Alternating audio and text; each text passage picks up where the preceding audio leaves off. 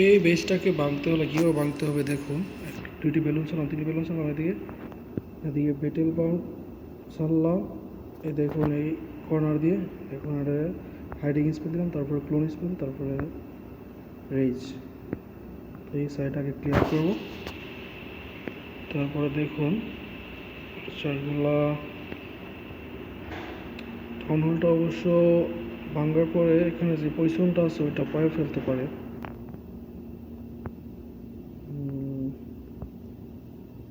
যা ভাবছিলাম তাই হলো। যাই হোক, কিছু করার নাই। অলমোস্ট 19% হয়ে গেছে। এখন ড্রাগনগুলো ছাড়তে হবে কর্নার দিয়ে, ড্রাগন কর্নারে ছাড়তে হবে। 3 স্টার আশা করি এসে যাবে, বাকিটা আল্লাহ জানে। এখানে ওই কর্নার দিয়ে রাজা আর রানিগুলো ছাড়তে হবে, কারণ ওই সাইডটা ক্লিয়ার করলে এগুলো ডিফেন্সে ডাইরেক্ট অ্যাটাক করবে ড্রাগনগুলো।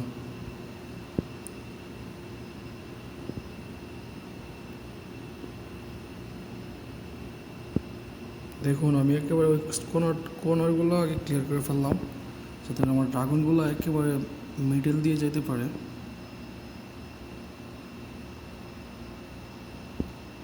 ইজিলি এখন আশা করি আমার হেলিং স্পেলটা দিতে হবে, একটু ওয়েট করতে হবে। ওয়ার্ডেনের হেলিং স্পেল এই যে দিয়ে ফেললাম। এখন একটু পরে দিলেও চলতো, দেখা যাক কী হয়। আর কিং কুইনের পাওয়ার এখন দিয়ে যাবেন, শেষ করা যাবে না। কিং আর কুইন এই দুইটার অনেক ইম্পর্টেন্ট অ্যাটাকের সময়, বিশেষ করে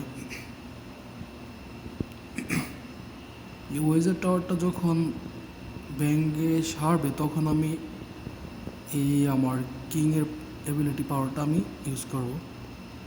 কেননা এখানে ওয়েজার সামনে যদি আমি কিংয়ের অ্যাবিলিটিটা ইউজ করি ফুল পাওয়ারটা, তাহলে আমার যে ছোটো বারবিয়ানগুলো আসবে এগুলোকে মেরে ফেলতে পারে। তো এই জন্য এখনই দেবো, এই যে এখন দেবো।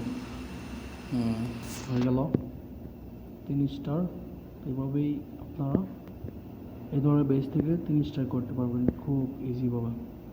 তবে বেসটা একটু ফার্স্টে আমার কাছে অনেক হার্ড লাগছে, তবে ক্লিয়ার করে ফেলছি, যাক ভালো লাগতেছে। এভাবে অ্যাটাক করবেন। তো সবাই লাইক দিবেন, ধন্যবাদ।